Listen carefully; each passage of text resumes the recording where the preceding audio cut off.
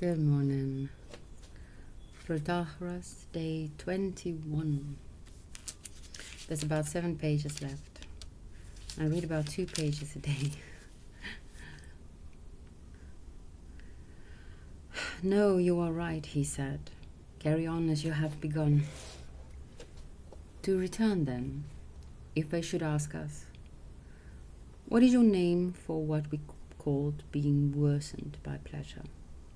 I would reply, listen, Protagoras and I will try to explain it to you. We take it that you say this happens to you when, for example, you are overcome by the desire for food or drink or sex, which are pleasant things. And though you recognize them as evil, nevertheless indulge in them. They would agree. Then we would ask them, in what respect do you call them evil? Is it because for the moment each of them provides its pleasure and is pleasant, or because they lay off for future disease, or poverty, or such like? If they led to none of these things, but produced pure enjoyment, would they nevertheless be evils, no matter why or what they give enjoyment? Can we expect any other answer than this, that they are not evil on account of the actual momentary pleasure which they produce, but on account of their consequences, disease and the rest? I believe that would be their answer, said Protagoras. Well, to cause disease and poverty is to cause pain. They would agree, I think. He nodded. So the only reason why these pleasures seem to you to be evil is, we suggest, that they result in pains and deprive us of future pleasures. Would they agree? We both thought they would. So I see something of the Epicureans in this. Now suppose we ask them the converse question. You say also that pains may be good. You mean, I take it, such things as physical training, military campaigns, doctor's treatment involving cautery or the knife or drugs or starvation diet. These, you say, are good but painful. Would they agree? They would. Do you then call them good in virtue of the fact that at the time they cause extreme pain and agony, or because in the future there result from them health, bodily well-being, the safety of one's country, dominion over others, and wealth? The latter, I think they would agree. Protagoras thought so too.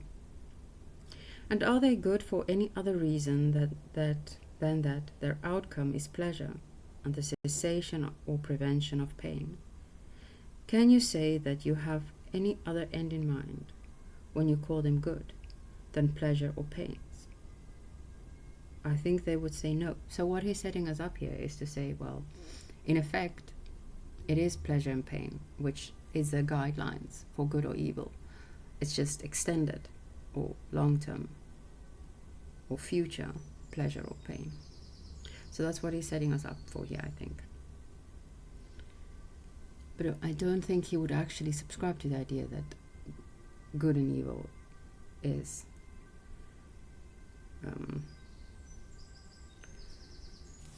merely a matter of pleasure or pain. So I think there will be a twist.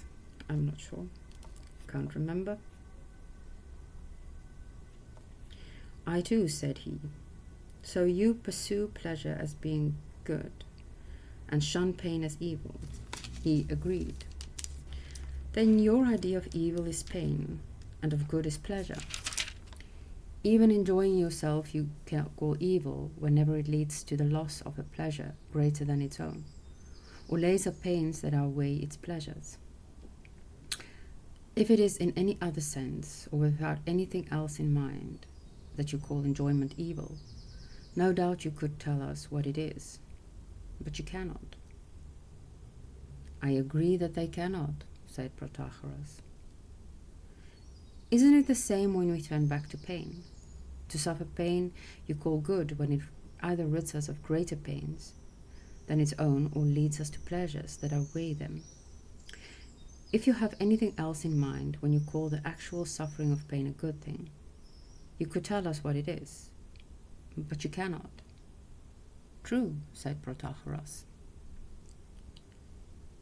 Now, my good people, I went on, if you ask me what is the point of all this rigmarole, I beg your indulgence. Rigmarole. It isn't easy to explain the real meaning of what you call being overcome by pleasure, and any explanation is bound up with this point. Being overcome by is the key for the Epicureans, at least. That is not good. You may still change, or for the Stoics, I can't remember now, the overcome by. It sounds more Epicurean. It isn't easy to explain the real meaning of what you call being overcome by pleasure, and any explanation is bound up with this point. You may still change your minds if you can say that the good is anything other than pleasure, or evil other than pain. Is it sufficient for you to live life through with pleasure and without pain? If so, and you can mention no good or evil which cannot in the last resort be reduced to these, then listen to my next point. Eagerly, Socrates, eagerly. I am listening. This position makes your argument ridiculous. You say that a man often recognizes evil action as evil, yet commits them under no compulsion because he is led on and distracted by pleasure, and on the other hand that, recognizing the good, he refrains from following it because he is overcome by the pleasure of the moment. The absurdity of this will become evident if we stop using all these names together: pleasant, painful, good, and evil. And since there have turned out to be only two, call them by only two names. First of all, good and evil, and only at a different stage, pleasure and pain. I do not know what he's setting us up for. Having agreed on this, suppose we now say that a man does evil, though he recognizes it as evil. Why? Because he is overcome. By what? We can no longer say by pleasure, because it has changed its name to good. Overcome, we say. By what? We are asked. By the good, I suppose, we shall say. So he does evil because he is overcome by the good. I fear that if our questioner is ill-mannered, he will laugh and retort. I'm sorry, apparently I'm ill-mannered. What ridiculous nonsense for a man to do evil knowing it is evil, and that he ought not to do it because he is overcome by good. For a man to do evil because he is overcome by good, even though he knows that it is evil and he ought not to do it. Am I to suppose that the good is in you is or is not a match for the evil? Clearly we shall reply that the good is not a match. Otherwise the man whom we speak of as being overcome by pleasure would not have done wrong. What's that affirmation? The good in me is greater than the evil. The light in me is greater than the dark. The love in me is greater than the hate.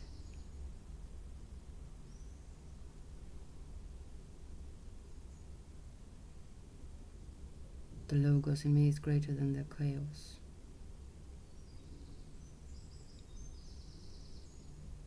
The life in me is greater than death. Something like that. The logos, light, life and love, and then the good. I suppose we should do beauty and truth too.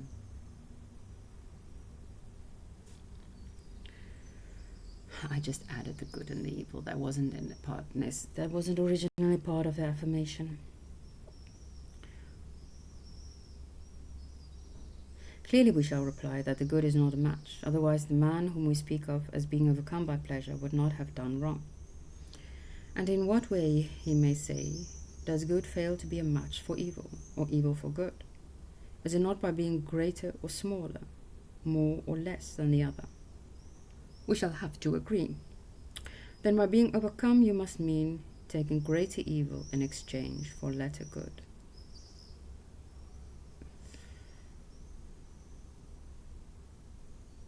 Having noticed this result, suppose we reinstate the names pleasant and painful for the same phenomenon.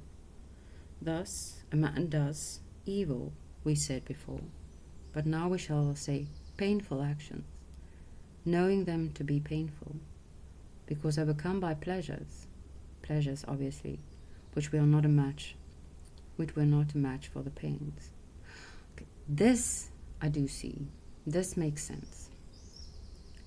Doing painful actions, knowing them to be painful, because you are overcome by pleasures. Pleasures that's so acute because it's present, very present, that it is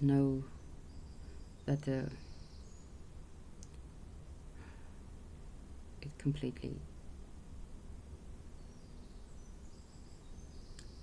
the painful actions that you know to be painful is no match for this acute, intense, current pleasure. And what meaning can we attach to the phrase not a match for, when used of pleasure in relation to pain, except the excess or deficiency of one as compared with the other? No, it's a matter of acuteness. And what's that book from the Awakening Crisis? Awakening from the Meaning Crisis.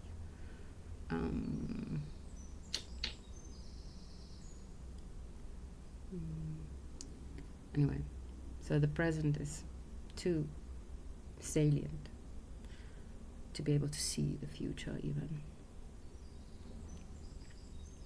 If any object in match form, it depends on whether one is greater or smaller, more or less intense than the other. If anyone objects that there is a great difference between present pleasure and pleasure or pain in the future, I shall reply that the difference cannot be one of anything else but pleasure and pain.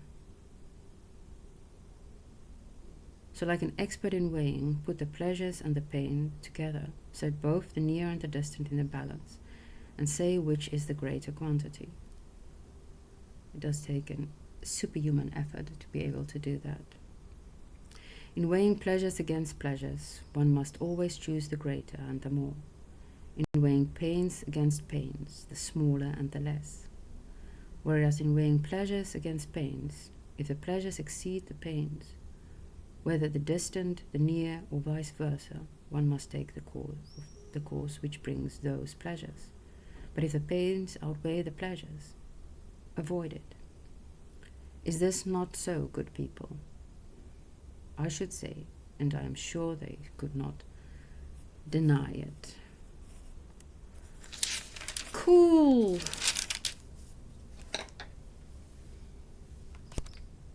I'm really curious now. Oh,